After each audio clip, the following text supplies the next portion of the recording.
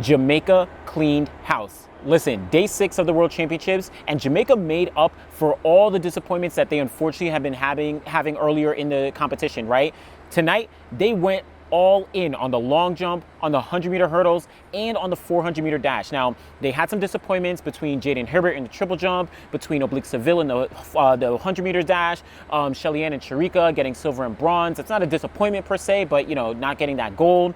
But this weekend, today, on day 6, listen, Danielle Williams first off in that women's 100-meter hurdles. There were many people who were essentially counting out Danielle Williams in terms of her potential to get on the podium. You're looking at people like Jasmine Camacho-Quinn, Nia Ali, Kenny Harrison, even Toby Amusan, who had been, you know, of course she had that ban, but she had been having an amazing season. There were so many other women who had been super consistent relative to what Danielle Williams had been doing this season, but she pulled through and really upset the field. She managed to run 12.43 seconds to get the win here, a season's best, essentially timing her season to perfection and showing up when it counts the most. Oh, Jamaica land, I mean, this is my birth country. This is a proud nation and we love winners. And so you never want to come out here and lose because they're gonna kill you online. So Jamaican Twitter is definitely a little rough. Yeah, it's brutal. So they only want gold medals, and so you know I knew I had coming out here I had to give them a gold or I couldn't go back home. 2015 is when Danielle Williams won her gold medal at the Beijing World Championships. Guess what?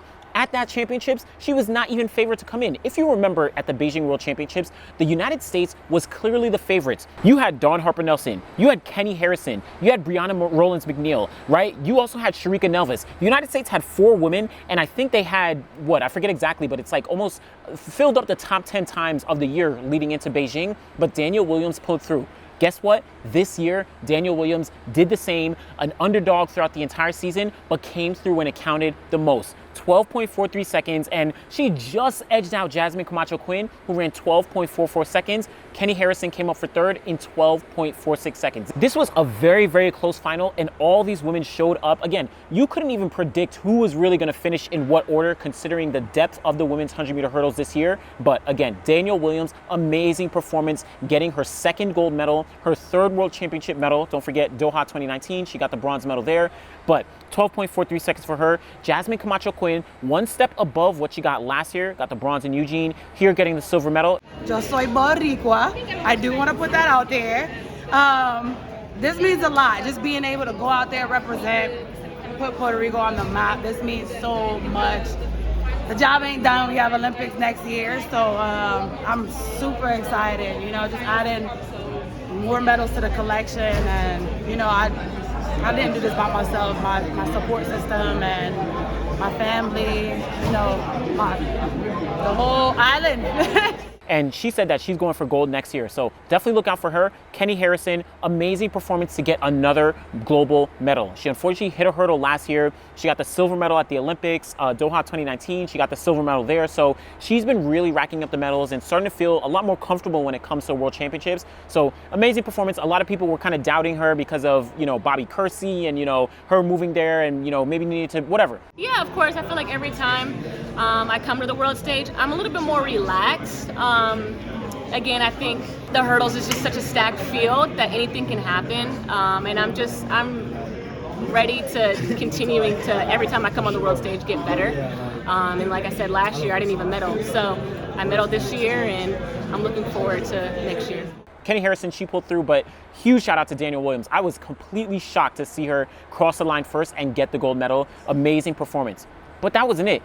Just after that, immediately after that, the men's 400 meters was on the track, and this turned out to be another show for Jamaica. And it wasn't the Jamaican athlete that a lot of people probably expected entering the meet, right? It was Antonio Watson getting the gold medal here in an amazing performance of 44.22 seconds, just off the personal best he set in the semifinals of 44.1. So amazing performance for Watson. I don't think many people were really considering the potential that he had. Again, myself as well. I was definitely not watching, you know, Antonio Watson. I thought Sean Bailey was going to be the Jamaican athlete who was going to make some impact here, but Watson becomes the first Jamaican athlete since Burt Cameron won gold in 1983. The first World Championships in history is the last time Jamaica won gold in this event. It's just hard work and dedication. Coach Mills is a legend in the short sprints. I knew he wanted to make his stay also in the longer sprints. Just get him just the right person for the job, and I did it for him.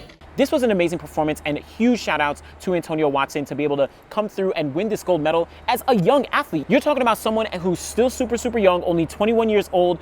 Antonio Watson has a very, very bright future. This is only the beginning for what's going to be possible for him. But just behind him, we also saw Matthew Hudson-Smith. Now, he's been dealing with injuries all season. He only started to come on later in the season. I personally didn't think he was going to be able to come through, but he definitely disproved me, definitely disproved a lot of people, and came away with the silver medal, 44.31 seconds. Next year, just be healthy. Honestly, just be healthy. I'm going to finish off the year. I'm going to get my Achilles sorted. Once I get that sorted, I'm going to take a long break and just be healthy and get the gold, 43. Get my get-backs.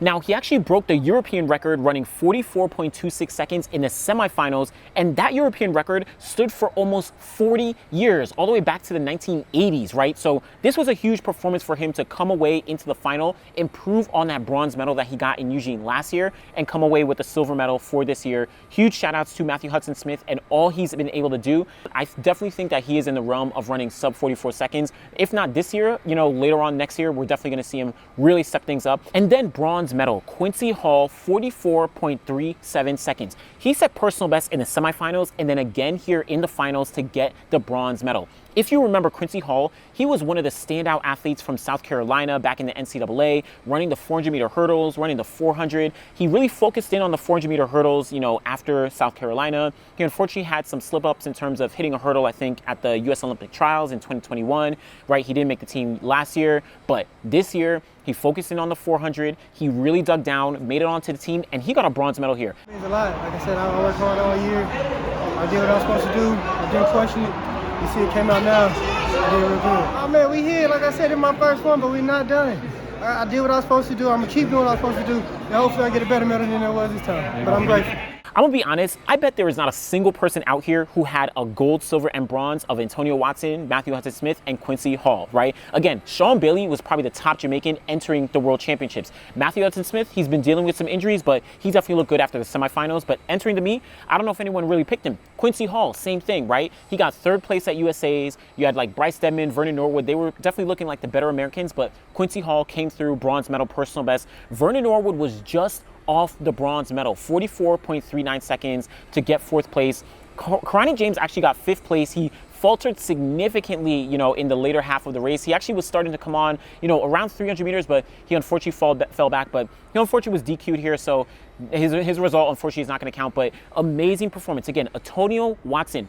I don't think you could put into perspective how amazing this is for Jamaica since 1983. That is the last time they won a gold medal in the 400-meter dash at the World Championships. Burke Cameron is a legend when we're talking about track and field.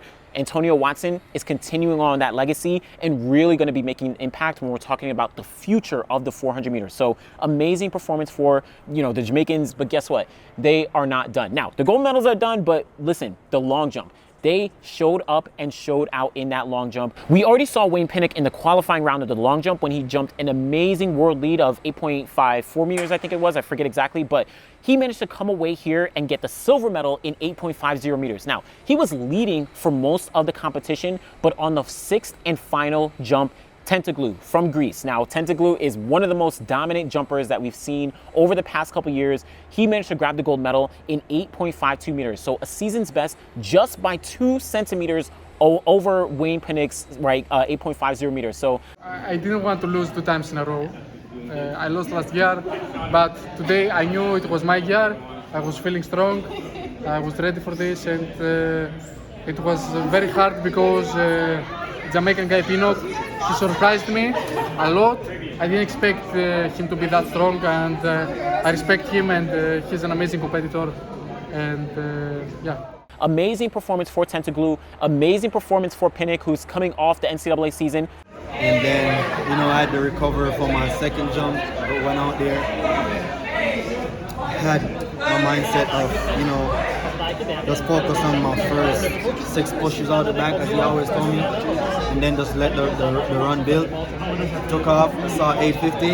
I was like, I had it in the bag, and like I'm just forever grateful for this moment. And I know what I've been through last season coming in, and I just want to say thanks to God because He made this possible. You know, thanks for my family for always supporting me throughout this moment. And I did this for my baby girl, Zahara. Like she gave me that motivation to just go out there, be a fighter.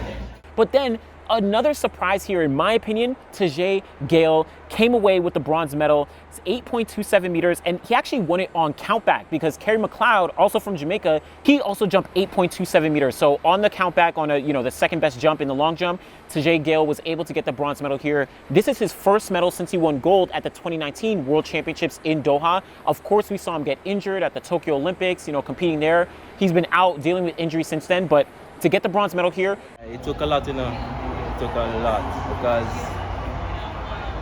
to get hurt on the day of the Olympics is a real mental block, and to get hurt a month before the World Championships, another one. So I kind of developed some kind of phobia towards the jumping, so I kind of fear getting hurt. So with that, it kind of messed up my whole run-up. So from season I've been battling with run-up issues, but I'm getting better and better as the meets go by. So hopefully next year everything goes well. Huge shout out to Tajay Gale. I mean, I love the amazing comeback that he's had and the amazing, performance that he was able to put together here in Budapest. I'm definitely sure that that's going to be a confidence booster for him. But also Wayne Pinnock. I mean, again, you're talking about someone coming from Arkansas in the NCAA, came all the way to Budapest here and got a silver medal in 8.50 meters. Amazing performance. I mean, Jamaica is really, really showing up. Again, they had some, disappointing performances when we're talking about earlier in the meet, but seems to be coming back. They got a couple more things to go, but we're going to see what happens. And then, of course, again, Tentaglu, another gold medal. Tentaglu is really an amazing performer. Got the gold medal at the Olympics in 2021. So huge shout out to Tentaglu. But I completely forgot to talk about the women's 400-meter hurdles. Now, Femke Bol was the clear favorite going in, and she dominated just as expected. 51.70 seconds. Now, it wasn't the 50-second run that I expected or that I predicted, but she got the win very clearly by over a second from the next women. Now, I think by what we've been seeing, by the results and all these things, right, we can tell that this track isn't producing the super, super fast times that we might have predicted across all the events. But regardless, Femke Bol, 400-meter hurdle gold medal in 51.70 seconds. This is her second time under the 52-second barrier, and she was elated after the race to finally get her first gold medal. Yeah, I mean, it's amazing. I have such a great team around me. Also my coach, my psychologist, my family, friends, all of them were there. They all helped me. Also, I must say, the whole track community, they were all like, okay, come on, let's go for the hurdles. And it's amazing that so many people wanted me to do well and also felt for me. And it was tough, but without all of them, I wouldn't have made it. And I know that some people are going to say that if Sydney McLaughlin-Levrone was in the race, then she would have won. And Femke Bol, this is just, listen, Femke Bol did what she needed to do. She came out, she performed with who was in the race, and she delivered. Listen, she broke 52 seconds. Again, that's not an easy task for someone who actually switched up her race pattern this year. So huge shout outs to Femke Bol. But of course, silver medal, Shamir Little, 52.80 seconds. She fought through that home straight. She was like battling it out with Rochelle Clayton, who got the bronze medal in 52.81 seconds. But Shamir Little, amazing performance. This is her first global medal since 2015. Amazing performance for Shamir Little. Oh my goodness, because like I said, I'm nosy, I'm peeking, I'm trying to get for the finish, but I know that I was in the top 3, so I'm just glad. I squeaked it out, I stayed poised, I stayed calm, and I got it. I got it. And she very likely is going to be on that 4x4. We're going to see, but it looks like she's hinting that she'll be on that 4x4. We're going to see how I'm feeling about this 4x4. But I will be excited to do it, but, we're going to see. And also another huge Jamaican shout out, Rochelle Clayton, 52.81 seconds for the bronze medal, a personal best. This is her second bronze medal since 2019 when she got the bronze behind Dalilah Muhammad and Sadie McLaughlin-Levrone. So huge shout outs to Rochelle Clayton. I think a lot of people would have thought that Anjanette Knight would have gotten the bronze, right, considering her season. And then even Geneve Russell, who's probably the veteran in a sense in terms of the Jamaican 400-meter hurdle women. But Rochelle Clayton, bronze medal, Shamir Little, silver medal, Femke Bol gold medal. Amazing performances across the board when we're talking about this 400-meter hurdles for the women. Let's quickly talk about the 200-meter dash. Now, we had the semifinals competing here. This was a really interesting race as I was kind of, watching the races. I needed to, of course, go interview some of the athletes, but on the track, I didn't see heat 1 go off. So I look up and I see heat 2 going off. I'm like, what's going on? And I'm not in the stadium at this time. I'm like downstairs. I'm in the mixed zone area, so I'm not exactly sure. But all I see is heat 2. I see Kenny B lining up. I see a couple other guys lining up, right? Tobogo's lining up. I'm like, wait, did I miss heat 1? But all of a sudden, we start to hear that, somebody got into a car crash or a golf cart crash. So, of course, you've probably all seen, but what happens is the athletes get transferred from the practice track and, they're taken to the actual stadium. And for Noah Lyles' heat, the first heat, they actually got into a golf cart crash, which is kind of insane. And again, I didn't see it. I'm just hearing about it at first. And later on, we find out that not only did they get into a golf cart crash, but it was actually a little more drastic than we imagined. And Andrew Hudson, unfortunately, apparently got some glass in his eye. And, that really, really affected him. But guess what? After they ran semifinal 2, as well as semifinal 3, and then semifinal 1 finally got onto the track. And man, Andrew Hudson, he is a warrior. He came out here, ran 20.38 seconds. You're talking about one of his fastest times of the year. Now, it's not nearly as fast as he ran, in the heats or throughout the rounds, but for him to just be able to come out here and actually run, despite literally just getting in a car crash a couple minutes before, that is an amazing performance. All these guys really, right? All of them were in that cart, but Andrew Hudson, he unfortunately suffered the most, in terms of, I don't want to say he suffered the most, but in terms of what we visually saw, Andrew Hudson, unfortunately, was really dealing with something. So hopefully he is able to get healthy, but Noah Lyles, despite that, he said he was healthy, he said he's good, and guess what? He came out and ran 19.76 seconds in his semifinal. Listen, Noah Lyles is a gold medal favorite. If that wasn't clear before, that's clear now. 19.76 seconds. No one else is really in that realm when we're talking about comfortability, when we're talking about consistency. He's going to win the gold medal. I, again, personally think he's going to get close to, if not surpass, his personal best. And listen, the world record is on watch. In my opinion, my personal opinion, we're going to see what happens. But you also had a lot of guys running sub 20 seconds, right? Kenny B, 19.96, and Tobogo, 19.97 in heat 2. And then, of course, heat 3, you have Area Knighton, 19.98. Zarnell Hughes just gets in as well, 20.02 seconds. Well, not just gets in, but he qualifies through. And then the time qualifiers, Andre DeGrasse and Joseph Famboulé, they managed to get in 20.10 and 20.21. Those are the time qualifiers. Listen, this is going to be a very, very stacked 200-meter final. Again, Noah Lyles, Kenny B, Arian Knighton, Tobogo, Hughes, DeGrasse is in it. Listen, DeGrasse could mess around and win the entire thing. I don't think he will, right? I'm probably not even picking him for a medal, but listen, DeGrasse could surprise everyone. You saw last year in Eugene when he ended up not qualifying in the 100 or the 200 to the final, but then had that crazy anchor in the 4x1. DeGrasse, don't sleep on him. But I'm looking at Noah Lyles to really do something crazy here. Area Knighton, I think he's going to do something crazy. I think based on what we've seen right now, I'm going to go Noah Lyles, Kenny B, and then Tobogo. Those are going to be my top 3. I know it's tough kind of keeping Area Knighton out. At this point, I don't know. I'm just kind of picking the litter. Essentially, Tobogo, he's going to be the one to break up anything if it actually does happen.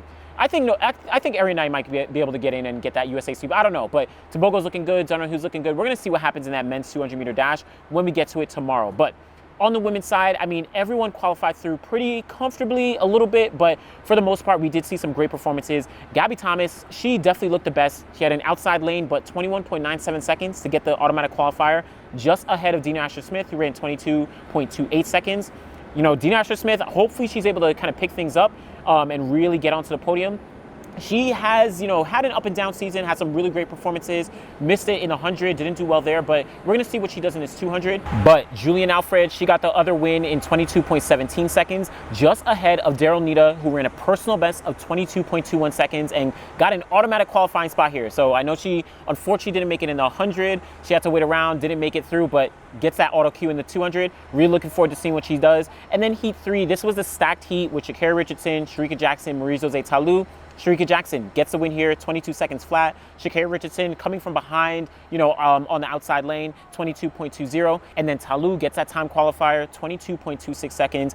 Anthony Strahan gets the other time qualifier and makes her first World Championship final, 22.30 seconds. Listen, women's 200 is going to be stacked. I'm looking at Sharika Jackson, Gabby Thomas, Sha'Carri Richardson, Dina Asher-Smith. I mean, Daryl Nita, she's my sleeper pick. Don't sleep on her, right? She's going to have a big thing. And then, listen, Marie-Josée Talu, 22.26 seconds is really pushing the boundaries of her personal best. I think her best is 22.08 seconds, and she wants some revenge from that 100-meter dash, right? She didn't want to get 4th place another time. She wants to get on that podium. 2017, don't sleep. She got the silver medal in the 200. Listen, Talu can get on that podium. So we're going to see what really goes down there. Listen, this, again, in my opinion, was a night for Jamaica. They had amazing performances to really pick things back up, you know, after a disappointment, you know, throughout the early parts of the championships. But let me know what your favorite performance from day 6 was, and let me know what you're looking forward to as we go through the rest of the championships. 4 more days. We got the relays coming up. We got the 200s, but let me know what you think. Thanks for watching.